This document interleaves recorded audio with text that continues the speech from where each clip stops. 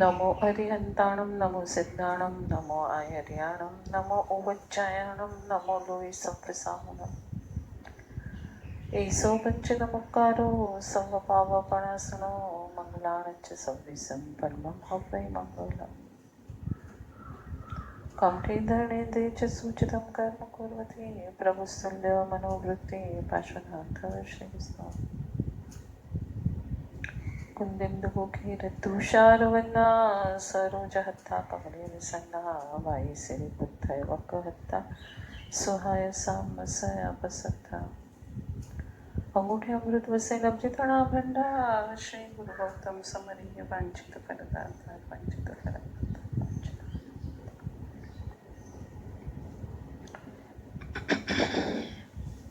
परम पूज्य મોપાધ્યાય શ્રી યશુવિજય મહારાજ સાહેબ રચિત સમાધિ શતક ગ્રંથ અને તેના ઉપર પરમ પૂજ્ય ભક્તિ યોગાચાર્ય યશુવિજય મહારાજ સાહેબના વિવેચન ઉપરના સ્વાધ્યાયનો આજનો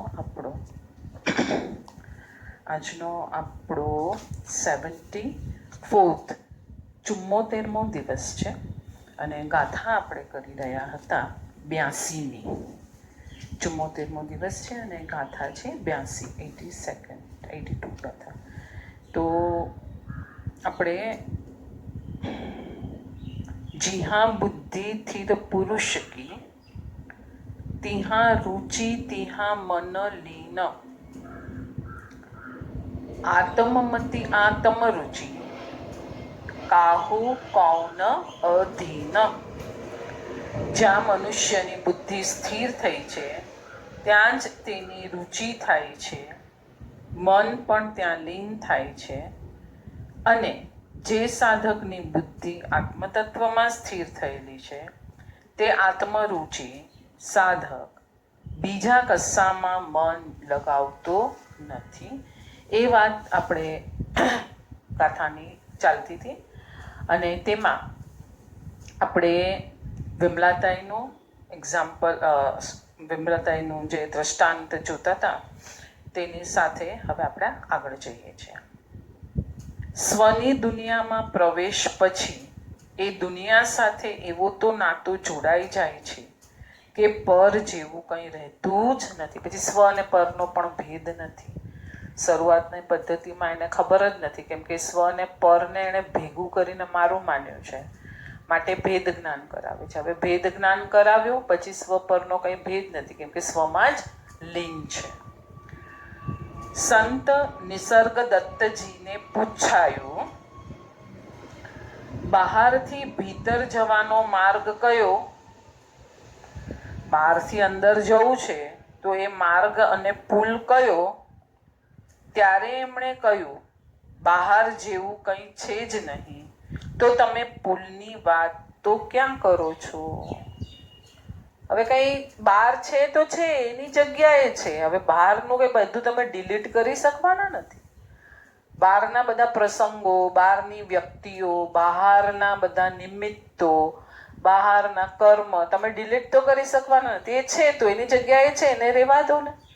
એ એનું કામ કરે છે, તમે તમારા કામમાં મસ્ત રહો. તો પુલની વાત તો ક્યાં આવે? પર જોડે અ લગાવ છે. એટલે જે પહેલા બી બહાર ને અંદરનો ભેદ નહોતો, પછી બહાર ને અંદરનો ભેદ કર્યો અને છેલ્લે પાછું કે છે બહાર જેવું કંઈ છે જ નહીં. શરૂઆતમાં માનતો નહોતો, સમજતો નહોતો, એટલે હે ઉપાદેયના ભેદ કરીને એને બતાવ્યું. એક રબ્બાઈ સંત ને ત્યાં મહેમાન આવ્યા. રબાઈના ઘરમાં ફર્નિચર હતું જ નહીં. મહેમાને પૂછ્યું, કેમ આવું ઘર? કઈ રાચ રચેલું છે નહીં? સોફા બી નથી, ખુરશી પણ નથી, કાંઈ નથી. રબ્બાઈ કહે, તમારા સોફા ક્યાં છે? લાવો મૂકી દઈએ. મહેમાન કે, આ ઘર થોડું મારું છે કે હું સોફા લઈને અહીંયા આવું? શું જવાબ આપ્યો છે રબ્બાઈએ? મારું પણ આ ઘર નથી. જેમ તમારું આ ઘર નથી એમ મારું પણ આ ઘર ક્યાં છે? ને આપણા તો બધા માપદંડ શેનાથી ચાલે છે? ફર્નિચરથી ચાલે છે.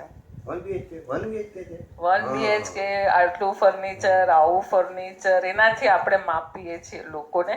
આગળના પેલામાં આવ્યું ને, દુનિયાની ફૂટપટ્ટી ગાંડા લોકોએ બનાવેલી, ને ગાંડા લોકોની ફૂટપટ્ટીના માપથી બધું ચાલે છે. ચાલ આગળ જઈએ. એટલે જ કેટલું ફાઇન કીધું રબ્બાઈએ, મારું પણ એવું જ છે, આ ઘર મારું ક્યાં છે. આ પૃષ્ઠભૂ પર આગળ જઈએ.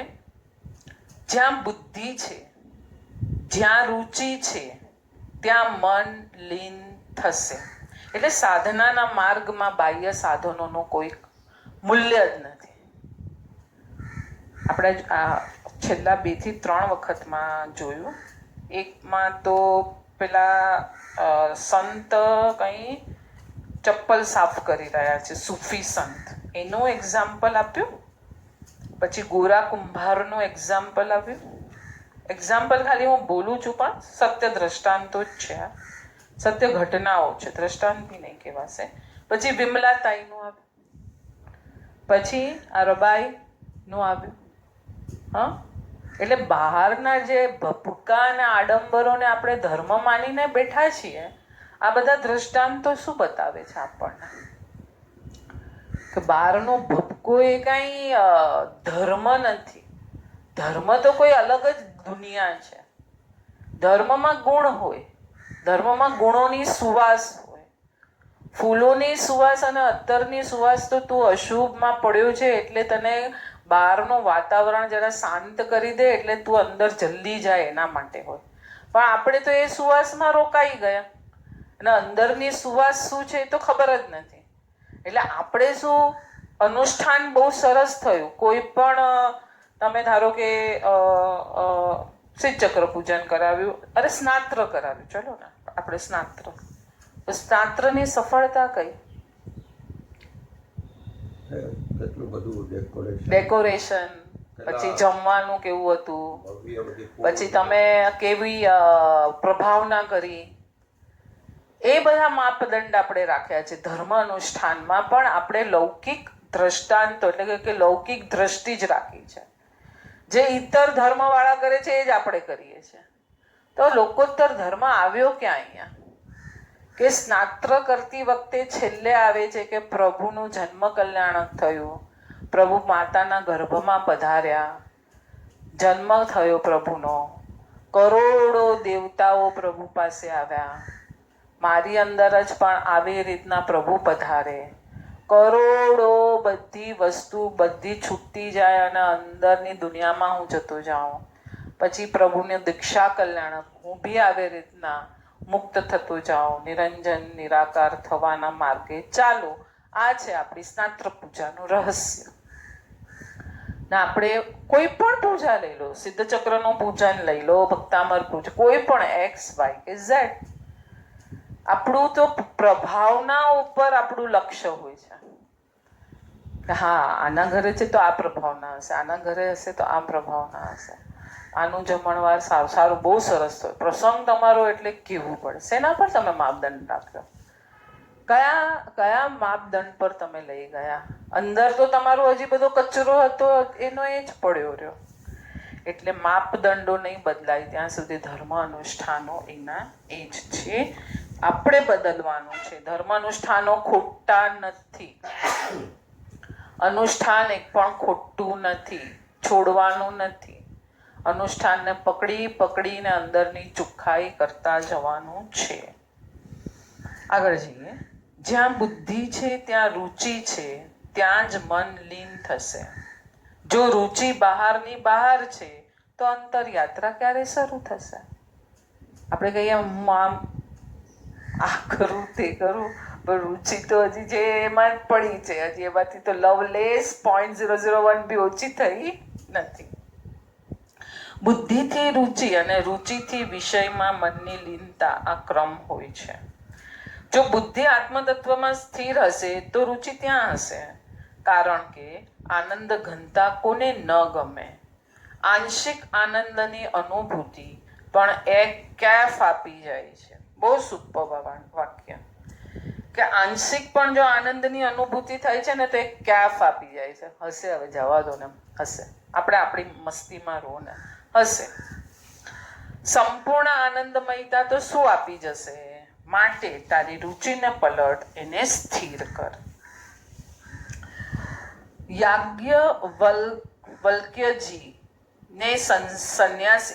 યાજ્ઞવલ્ક્યજીને સંન્યાસી બનવાનો વિચાર થયો.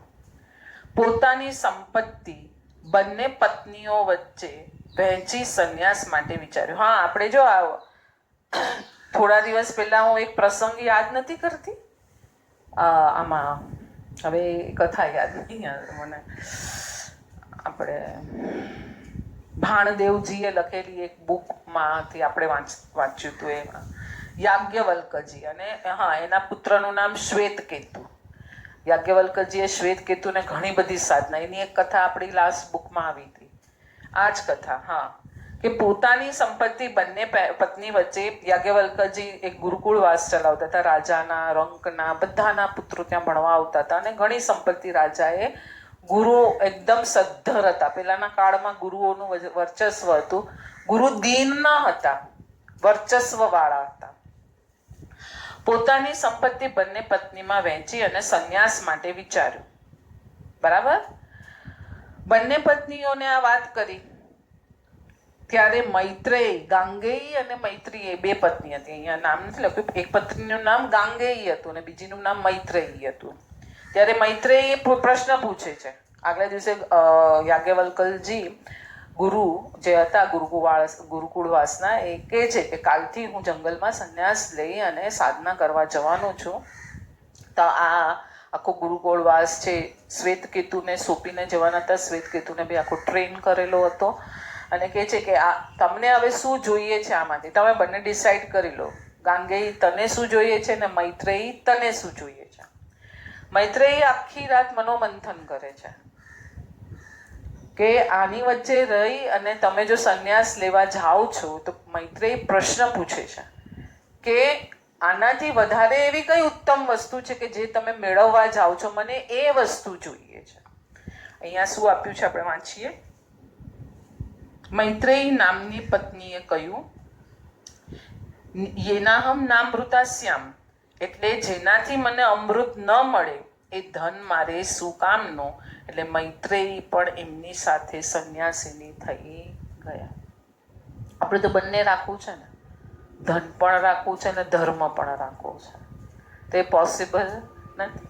ધન મળવાનું હશે તો ખોજશો ત્યાંય ચરુ જ નીકળવાનું છે, પણ ચરુની લાલસાથી ધર્મ કરશો તો કાંઈ થવાનું નથી.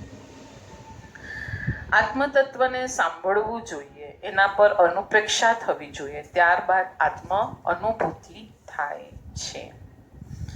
સાધક પરમાં સ્થિર કઈ રીતે થશે? પરાધીન નહીં થઈ શકે, પોતે સ્વાધીન જ રહેશે. આ બહુ સરસ છે. ભાણદેવની બધી કથાઓ બહુ સરસ છે, બહુ સરસ છે. સેવત પરમ 83મી ગાથા લઈએ છીએ આપણે. સેવત પરમ પરમાત્મા લહે ભવિક તસ રૂપ. પરમાત્માની સેવા કરવાથી ભવ્ય જીવ તે પરમાત્માના રૂપને પામી જાય છે. શું કીધું? સેવત પરમ પરમાત્મા લહે ભવિક તસ્વરૂપ. ભવ્ય જીવો જે પરમાત્માનું સેવન કરી રહ્યા છે એ પરમાત્માના સેવન કરતા કરતા પરમાત્મા જેવા બની જાય છે. બતિયા સેવત જ્યોતિકું હોવત જ્યોતિ સ્વરૂપ. કેટલું ફાઇન અને સિમ્પલ એક્ઝામ્પલ આપી દીધું. જેવી રીતના બે ભિન્ન ભિન્ન દીપકની વાટ છે, એ જ્યારે જ્યોતિને સ્પર્શી જાય છે ત્યારે એ પણ જ્યોતિ બની જાય છે. તો જેવી રીતના દીપકની વાટ જ્યોતને સ્પર્શે છે અને પોતે પણ જ્યોત બની જાય છે, એવી રીતના પ્રભુને ભજતા પરમાત્મા પદ સાધક પામી લે છે. પ્રભુ કદાચ તમે કહેશો કે તને કઈ સંપત્તિ પર મોક્ષ આપું, તો કહેશે મોક્ષ માટે તો અંતર સ્તરમાંથી ઉઠતી દિવ્ય ભક્તિ જોઈએ, તો હું તમને કહીશ પ્રભુ કે તમે મને એવી ભક્તિ આપો. અહીંયા જે આપણે આગળની ગાથા લીધી એમાં શું કહે છે કે પ્રભુ જેવા બનવા માટે પ્રભુની ભક્તિ છે. તો અહીંયા પ્રભુને પૂછે છે સાધક કે તમે એવું હું શું કરું કે તમે મને મોક્ષ આપશો? તો કહે છે બસ તું અંદરથી દિવ્ય ભક્તિને ઉઠાવ. તો પ્રભુ બી કહે છે કે ઓકે, એટલે પ્રભુ કહે છે તું અંદરથી દિવ્ય ભક્તિને ઉઠાવ. સાધક કહે છે ભલે, તો મને તમે ભક્તિ આપો. બહુ જ હૃદય સ્પર્શી આ સંવાદ છે. ભક્તિ પ્રભુ આપે, બધું જ શુભ પ્રભુ જ આપે છે ને આપણને. આપણે ભક્તિને શી રીતે પામી શકીએ? અહીંયા બહુ સરસ અંદર આપણને ક્વેશ્ચન થવો જોઈએ. આપણે ભક્તિ કરીએ છીએ, કોણે આપી ભક્તિ? આપણે કરીએ.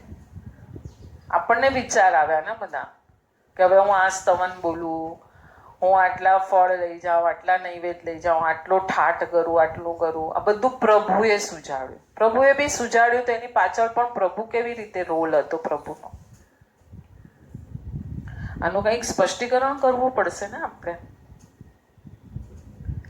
પ્રભુના અનંત ગુણમાંથી 5 ગુણ ગમ્યા માટે 5 ફળ ધરાયા, કે 5 ફળ લઈને જવાનો વ્યવહાર છે. મને મતિ શ્રુત અવધિ મનપર્ય અને કેવળ જ્ઞાનની રુચિ છે. મને આ 5 ગુણ જે છે અંદર પ્રભુના સાધના કાળના બહુ ગમ્યા, કે મતિ જ્ઞાનથી પ્રભુએ કેટલી શુદ્ધિ કરી. અને આવું મતિ જ્ઞાન જ્યારે મારામાં પરિણમે એની પ્રાર્થના થકી, એ પ્રાર્થના કરવા થકી હું જ્ઞાન પંચમીના દિવસે 5 પ્રકારના ફળ, 5 પ્રકારના નૈવેદ્ય, આ ગુણ ગમ્યા છે એની ભક્તિ કરવા લઈ જાઉં છું. એ શેના માટે લઈ જાઉં છું? કોઈ નવું પાંચમ માંડવાનું હોય તો કે ભાઈ 5 ફળ 5 નૈવેદ્ય, પણ શાના માટે? તો ભક્તિ સી રીતે પામી શકીએ? ભક્તિ એટલે સંપૂર્ણ શરણાગતિ. તમારું મને આ ગમ્યું છે એટલે હું તમને સરેન્ડર થાઉં છું, ત્યારે જ મળશે. આ તો હું મારા સ્થાને મારી ઇન્ડિવિજ્યુઆલિટી રાખીશ, તમે તમારા સ્થાને, તો એમાં કંઈ થવાનું નથી. ભક્તનું વૈભાવિક રૂપે ન હોવું.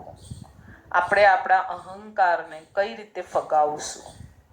પ્રભુ જ સદગુરુ સમર્પણ આપણને આપશે, અને સદગુરુ આપણા અહંકારના આંચડાને દૂર ફગાવી દેશે. એટલે જ તો પ્રાર્થના સૂત્ર જય વિયરાયમાં ભક્ત માંગે છે, સુહ ગુરુ જોગો, પ્રભુ મને સદગુરુ યોગ આપ.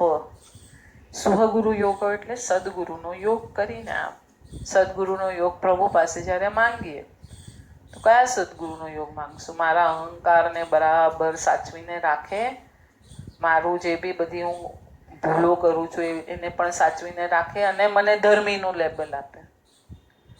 એ સદગુરુ બનાવશું કે? એટલે સદગુરુ બનાવવા પાછળ બી આપણું લક્ષ્ય તો એ જ હશે, તો આપણું કાંઈ થવાનું નથી. તો આપણે ભક્તની પેરિટીમાં બી આવવાના નથી.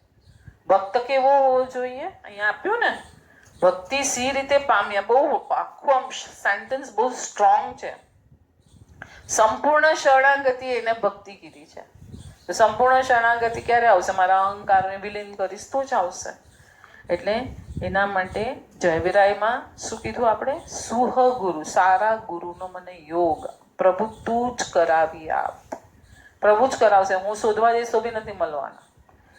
સદગુરુ યોગ મળ્યા પછી કે શું? સ્તવયણ સેવણા, પ્રભુના વચનોની સેવા. પ્રભુના વચનોની સેવા એટલે શું? સદગુરુ શું કહેશે? સદગુરુનું કાર્ય જ તો પ્રભુ સાથે આપણું મિલન કરાવવાનું છે ને. હા બોલો, પ્રભુના વચન, સદગુરુના વચનની સેવા એટલે શું? તમે શું કીધું? પ્રભુની આજ્ઞા પાળવા. આજ્ઞાનો પાલન. સદગુરુ શું પોતાની કઈ વયાવચ નથી કરાવવાના. પ્રભુની પ્રભુતા ઓળખાવા માટે જે કહેશે હે જ્ઞેય ઉપાધ્યાય જે છે એ જ એ પ્રભુના સદગુરુના વચનની સેવા થશે. સદગુરુનું કાર્ય તો પ્રભુ સાથે આપણું મિલન કરાવવાનું છે કે મને મારો ભક્ત વર્ગ વધે, એ મારું કાર્ય છે. સદગુરુનું કાર્ય કે સદગુરુનું કાર્ય છે એને ભગવાનની ઓળખ કરીને, ભગવાન સાથે એનું મિલન કરીને મારે તો હટી જવાનું છે. સદગુરુએ એ જ સદગુરુ છે. પોતાનું વ્યક્તિત્વ જ્યાં વચ્ચે ઊભું રાખીને બેઠા છે એને આપણે સદગુરુ નહીં કહેશું. સવાસો ગાથાના સ્તવનમાં સિમંદર સ્વામીની હુંડીમાં મોપાધ્યાયની જ લખેલું છે. સુપર્બ છે. સદગુરુ જ્યાં પોતે વિલીન પ્રભુ સાથે થઈ ગયા છે. આપણે એની પહેલા બી કર્યું. સદગુરુનું મુખ પ્રભુ સમક્ષ, સદગુરુના ચરણ બેક સાઈડ, એ ચરણને સાધક જુએ છે એટલે આખી લિંક એની પ્રભુ સાથે જોડાય છે અને સદગુરુ ખસી જાય છે એટલે પોતે એ ગુરુ બની જાય છે. આપણા યુગના સમર્થ વિદ્વાન પૂજ્યપાદ જંબુ વિજયજી મહારાજ સાહેબ દાર્શનિક શાસ્ત્રોના પ્રકાંડ પંડિત, દાર્શનિક ગ્રંથોના સંપાદનમાં એમની હથોટી હતી. એકવાર એમના ગુરુદેવે એમને કહ્યું, તારી શક્તિ છે તો પ્રભુની વાણીનું, આગમ ગ્રંથોનું સંપાદન કર. પૂજ્ય જંબુ વિજયજી મહારાજ સાહેબે ગુરુદેવના એ વચનને શિરોધાર્ય કર્યું અને આગમ ગ્રંથોનો બહુ જ સરસ રીતે સંપાદન કર્યું અને સંઘને ચરણે આપ્યા. પ્રભુ કદાચ તમે કહેશો કે મોક્ષે જવાની તારી યોગ્યતા પરિપક્વ થઈ નથી, માટે તને મોક્ષ કેમ મળી શકે? તો પ્રભુ, યોગ્યતા મારામાં ન હોય તો તે મને આપ, બીજું મને આ યોગ્યતા પણ કોણ આપશે? જંબુ વિજય મહારાજ સાહેબનું કેટલું સુંદર દ્રષ્ટાંત. ગુરુએ પણ જોઈ લીધું કે એમનું જન્માંતરીય જે ધારા છે સ્વમાં વહેવાની, શેમાં છે? તો કે આગમના સંપાદનમાં છે. તો એમાં વયા રાખ્યો અને પોતાના ઘણા અસંખ્ય કર્મોની નિર્જરા કરી નાખી, અનંત કર્મો. તો આ જ થઈ પ્રભુની ગુરુની ભક્તિ. અને હવે અહીંયા બીજો પાછો પ્રસંગ છે કે ભક્તનો પ્રભુ સાથે સંવાદ જ્યારે આગળ ચાલે છે ત્યારે ભક્ત કહે છે કે મારી તો કોઈ યોગ્યતા છે ને, એ બી તારે પકવીને મને આપવાની છે. મોપાધ્યાય શ્રી યશુ વિજય મહારાજ સાહેબ કહ્યું છે, કાળ લબ્ધિ ભલે મારી પરિપક્વ ન હોય, ભાવ લબ્ધિ તો તારા હાથમાં છે મને પકવવાની. મોક્ષે જવા માટેના કાળ આદિનું પરિપક્વ થવું એ કાળ લબ્ધિ છે. કેટલામાં પ્રભુ 27માં ભવે મોક્ષે જશે તો એ કાળ લબ્ધિ થઈ. પણ પ્રભુની ભાવ લબ્ધિ તો પ્રભુએ કોના આધારે પકવી? પ્રભુની આગળના જે તીર્થંકરો થયા એની અસીમ કૃપાથી, કે પોતાનાથી પકવી બી શકાતું નથી. ભાવ લબ્ધિ તો પ્રભુ તારા હાથમાં છે, એ તો મને આપી દે અને આપની પરમ કૃપાને પામીને હું આપના ભણી આવું. એટલે ભાવ લબ્ધિ પકવવાની પૂરી જવાબદારી જ્યારે આપણે પ્રભુ પર સોંપશું ત્યારે જ અંદરના ભાવોનું સ્પંદન ચાલુ થશે. જે દિવસે ભાવોનું સ્પંદન ચાલુ થયું એ દિવસે આપણી કાળ લબ્ધિ પાકી જશે. પરમાત્માની સેવા કરતા સાધક પરમાત્મા દશાને પામે છે. જેવી રીતે દીવાની સળગતી વાટ, સાદી વાટને સ્પર્શીએ તો સાદી વાટ પણ જ્યોતિમય દીવામાં પલટાઈ જાય છે. પરમાત્માની સેવા એટલે પ્રભુની આજ્ઞાનું પરિપાલન, પૂર્ણ પાલન. જેમ જેમ પ્રભુની આજ્ઞાના પાલન ભણી આગળ વધાય એમ વિભાવો હટતા જાય. બીજું કંઈ થવાનું નથી આમાં. એકદમ સિમ્પલ છે સાધના માર્ગ. આપણે એને કંઈક અલગ બનાવી દીધો છે કે પૈસો હશે તો થશે, આ હશે તો થશે. કંઈ નહીં હશે. તારું શરીર છે, એની અંદર બેઠેલો આત્મા છે, એની સાથે જોડાઈ જા, તારું કાર્ય પૂરું થઈ ગયું. નથી પૈસો જોઈતો, નથી બીજી કઈ શક્તિ જોઈતી, કાંઈ જોઈતું નથી. જેને એમ હોય કે એનાથી ધર્મ થાય છે તો એ લોકોને આપીને એને મુબારક રાખવું. ઓકે, તો તમે એમ કરો, અમને તો આ માર્ગ રાજમાર્ગ મળી ગયો છે. શ્રીપાળ રાસમાં મોપાધ્યાય શ્રી યશો વિજય મહારાજ સાહેબે બી કહ્યું છે. કેટલી બધી વાર આજે મોપાધ્યાયજીનું નામ આવ્યું છે. સ્વગુણ અનુભવ અને સ્વરૂપ અનુભવ એ મોહને પરાસ્ત કરી દે છે. બહુ ફાઇન. મોહને હરાવવાનું છે તો સ્વગુણ અનુભવ અને સ્વરૂપ અનુભવ તો મોહને પરાસ્ત કરી દે છે. એક વિકલ્પ મળ્યો. અત્યાર સુધી માત્ર પરમાં જ રહેવાની વાત હતી, પરથી સુખ મેળવવાની ભ્રમણા હતી.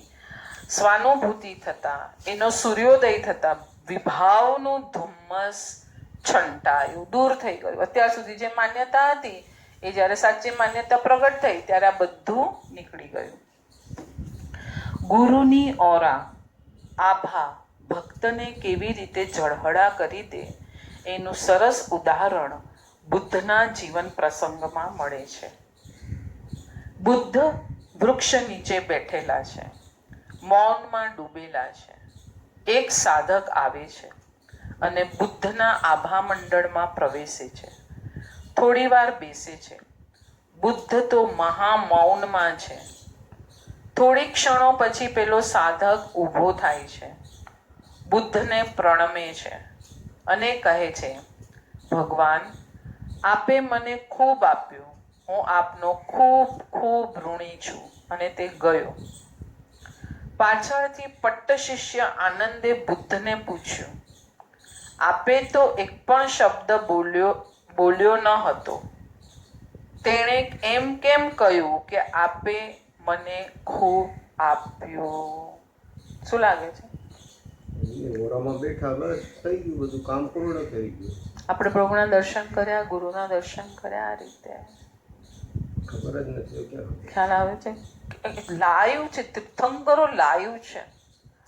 આમ પ્રતિમાને અડતા આપણામાં આમ ઝણઝણાટ થવો જોઈએ, દર્શન કરતા થવું જોઈએ. સાક્ષાત તીર્થંકર કુંતુનાથ દાતા બેઠા છે, સાક્ષાત તીર્થંકર આદિનાથ બેઠા છે. હવે મારે એની આંખમાં આંખ મિલાવવાની છે. હા, આપણે આ એક દિવસ આવી પ્રેક્ટિસ કરો, મજા આવશે. લાઈવ તીર્થંકર બેઠા છે, સમોસરણમાં દેશના આપવામાં બેઠા છે. હા, લાઈવ આમ પ્રસમ રસ મુખ પર છે. અને હવે આપણે એમની આંખમાં આપણે આંખ મિલાવવાની, ક્યાંય બીજે નહીં, એમની આંખમાં આપણે આંખ મિલાવશું. શું થશે? આમ વિચાર કરો, જસ્ટ વિચાર કરો. લાઈવ તીર્થંકરની આંખમાં આંખ મિલાવી રહ્યા છે. પેલા તો શાંતિ થશે અને પછી શરમ પણ આવશે થોડી. પ્રભુ, તારા માર્ગ મેં નથી હજી મેં અપનાવ્યો, પણ ધીરે ધીરે ખુમારી કરશું ને તો શું થશે? જ્યોત સાથે જો જ્યોત મળી ગઈ, એની ઓરામાં એન્ટ્રી થઈ ગઈ, તો આપણી સામાન્ય વાટનો દીપક પણ પ્રગટવા માંડશે. પણ લાઈવ તીર્થંકર માનશું તો કંઈક થશે. ખાલી પ્રતિમા માનશું તો કંઈ થવાનું નથી. એટલે બુદ્ધની ઓરામાં જ્યારે સાધક આવ્યા ત્યારે કેટલી ઓરા સ્ટ્રોંગ હશે. પહોંચેલા બધા ગુરુની ઓરા સ્ટ્રોંગ હોય છે, સ્ટ્રોંગેસ્ટ હોય છે. સ્ટ્રોંગ નહીં, સ્ટ્રોંગેસ્ટ. તીર્થંકરોની ઓરા તો એકદમ સ્ટ્રોંગેસ્ટ. પાછી એમાં બેસવા માટે આવડવું જોઈએ, શાંતિ જોઈએ, ખબર હોવી જોઈએ, એમાં વહેતા આવડવું જોઈએ. આપણે કોળિયું છે સળગાવતા આવડવું. એટલે શું કહે છે, 5 મિનિટ 15 મિનિટ બેઠો સાહેબજી, સાહેબજી તો લખતા જતા, ઊંચું મોઢું કરીને મને જોયું નહીં. હા, ખ્યાલ આવે છે? બહુ સરસ. સેવત પરમ પરમાત્મા, એનો અર્થ આગળ કર્યો. સેવા એટલે પ્રભુની આજ્ઞાનું પાલન. બીજો અર્થ આવો પણ કરી શકાય, સશક્ત. હા, બીજો અર્થ આવો પણ કરી શકાય, સશક્ત મૂર્તિ ચૈતન્યથી સભર પરમાત્માના આંદોલનો ગ્રહણ કરીને પણ સાધક પોતાની સાધનાને ઉચકી શકે છે. એ જ વસ્તુ આવી પાછી, બીજું કાંઈ કહેશે જ નહીં. શું કીધું? સશક્ત મૂર્તિ ચૈતન્ય થી સભર પરમાત્માના આંદોલનો ગ્રહણ કરીને પણ સાધક પોતાની સાધનાને ઉચકી શકે છે. ઇલેક્ટ્રિસિટી જઈ રહી છે તો ત્યાં પોઝિટિવ નેગેટિવ જે બી હશે તો તમારે એ તારને બરાબર એની સાથે અટેચ કરશો જ્યારે, તો કરંટ આખા ઘરમાં જશે.